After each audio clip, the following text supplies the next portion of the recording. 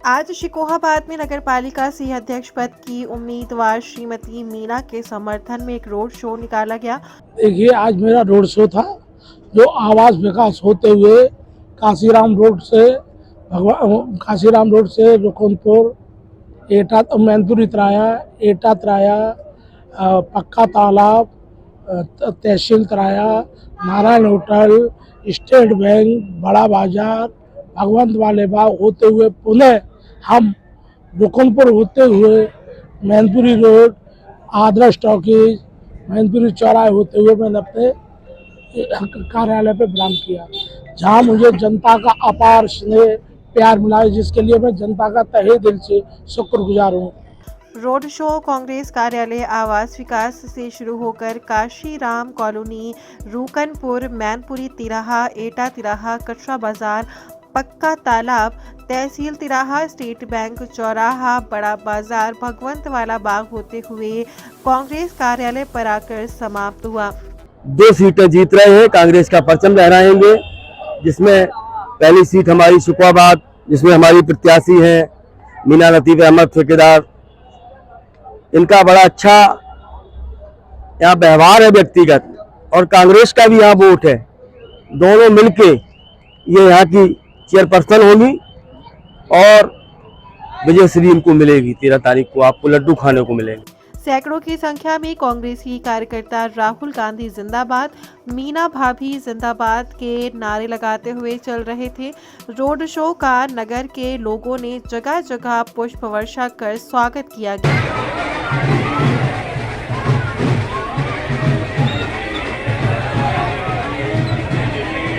अपने काम को अंजाम देने वाला प्रत्याशी है। माननीय प्रियंका गांधी जी ने जब ये जिम्मेदारी सौंपी थी कि शिकोहाबाद में ऐसा प्रत्याशी होना चाहिए जो कर्मठ, ईमानदार और लगनशील हो, जो अपने काम के प्रति पूरी तरह से ईमानदारी बरते, तो मैंने एक परिवार ऐसा देखा जिस परिवार में कोई भी इस तरह का माहौल नहीं था कि वो जात मजहब के नाम पर लोगों को बांटे।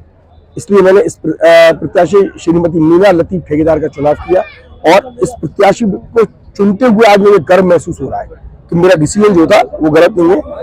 हमने, हमारे नगर अध्यक्ष योगेश गौड़ और हम लोगों ने मिलकर ये सोचा कि साहब इस तरह का प्रत्याशी है जो वाकई जनता के बीच का प्रत्याशी है। तो अब तक ये लोग आते हैं वो छला भी करते हैं, सिर्फ धूर्तता का परिचय देते हैं, लोगों से आके झूठे वादे करते हैं, जुमलेबाजी करते हैं। और आप देख रहे हैं ऐसे दल बदलू टाइप के जो लोग होते हैं कि आज इस जो है अगली बार वो सड़क फायदे के लिए दूसरी जगह पहुंच गए, सड़क फायदे के लिए तीसरी जगह पहुंच गए। हमारा जो प्रत्याशी है वो पूरी तरह से ईमानदार प्रत्याशी, जो आप देखिएगा जनता का आशीर्वाद आज आपने देखिए किस प्रकार से कांग्रेस प्रत्याशी के समर्थन में हाथ के पंजे के आगे अगर आप आज उन्हें बैलेट पेपर दे दें तो आज ही वो गुड़ की मोहर लगा के इनको शिकोहाबाद की पालिका में पहुंचाकर सेवक के तौर पर, ये देखिए सेविका के तौर पर जनता की सेवा करेंगी, अध्यक्ष के तौर पर नहीं, नेता के तौर पर नहीं, सेविका के तौर पर। क्यों? क्योंकि जिस व्यक्ति में एक मातृत्व होता है, एक ममता होती है, वो पूरे परिवार को, पूरे घर को, पूरे शहर को ये सोच के चलती है परिवार है मेरा, घर है, इसकी मैं उसी तरीके से देखरेख करूंगी जिस प्रकार से लोग अपने परिवार में करते हैं। आप देख रहे हैं काफी अरसे से यहाँ नहीं है जी। देखिए लगभग 33 साल का वनवास है कांग्रेस का। मैं आपको बताऊं, भगवान राम का भी जो वनवास था वो 14 साल का ही था। अब जनता ने मन बदल लिया है कि उन्होंने सबको चुन लिया, उन्होंने 2-2, 3-3 बार सभी पार्टियों को मौका दे दिया, 2-2, 3-3 बार। आज उन्होंने कह दिया कि नहीं, ये घर वापसी हुई, कांग्रेस को हमें दोबारा लाना है, क्योंकि ये वोट जो होगा ये जात धर्म मजहब की दीवार तोड़ के होगा।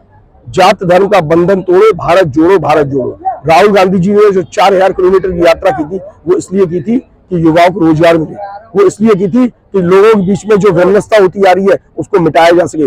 आप देखिए जिस दिन राहुल जी कन्याकुमारी से चले थे और कश्मीर पहुंचे थे तो कश्मीर सड़कों पर था पूरा। आज तक कभी अपने इतिहास में आप लोगों ने देखा? मैं आपसे पूछ रहा हूँ, आप बताइए, कभी आपने देखा? इतने बड़ा मैं भी हो गया, इतने बड़े आप भी हुए, आपने कभी देखा? क्यों? क्योंकि वो समझ गए कि जो इस वक्त केंद्र में सरकार है और प्रदेश में सरकार है ये अराजकता फैलाने वाली सरकार है। आपको ताज्जुब होगा, आज का अखबार का फ्रंट पेज देखिए क्या कह रहे हैं गृह मंत्री जी के साथ ऐसे करके मुसलमानों को आरक्षण दे दिया गया। शर्म आनी चाहिए ऐसे लोगों पर, इनको तुरंत की तुरंत कोर्ट को संज्ञान लेना चाहिए। किस तरह से आप मंच पर पहुंच के लोगों को विभाजित करने का काम करें। मुसलमान इस देश का नागरिक नहीं है, जिस प्रकार से हम हिंदू नागरिक उसी प्रकार से मुसलमान की बराबर की भागीदारी है, सिख की बराबर की भागीदारी, ईसाई की बराबर की भागीदारी, जैन लोगों की बराबर की भागीदारी है। सभी धर्म के लोग यहाँ पर मिलजुल कर, तभी तो अनेकता में एकता है हम लोगों में। लेकिन अगर इस तरह के लोग आएंगे तो वो देश को बांटेंगे, और इनका काम पहले भी, आजादी से पहले भी बांटने का था। क्या कहते थे आरएसएस के लोग, आजादी की आवश्यकता क्या है, अंग्रेज चलाते रहे, यही कहते थे ना। इसीलिए तो भारत जो छोड़ो आंदोलन में लोगों ने भाग नहीं लिया था गांधी जी के साथ। मैं आपसे ये गुजारिश कर रहा हूँ कि आप भी, ये आपकी नैतिक जिम्मेदारी बनती है। आज लोकतंत्र का चौथा स्तंभ जो है उसको बांध के रखा हुआ है खूंटे से। सब्सक्राइब कीजिए न्यूज़ इन इंडिया को और बेल आइकन को दबाइए न्यूज़ से जुड़ी लेटेस्ट वीडियोज सबसे पहले देखने के लिए।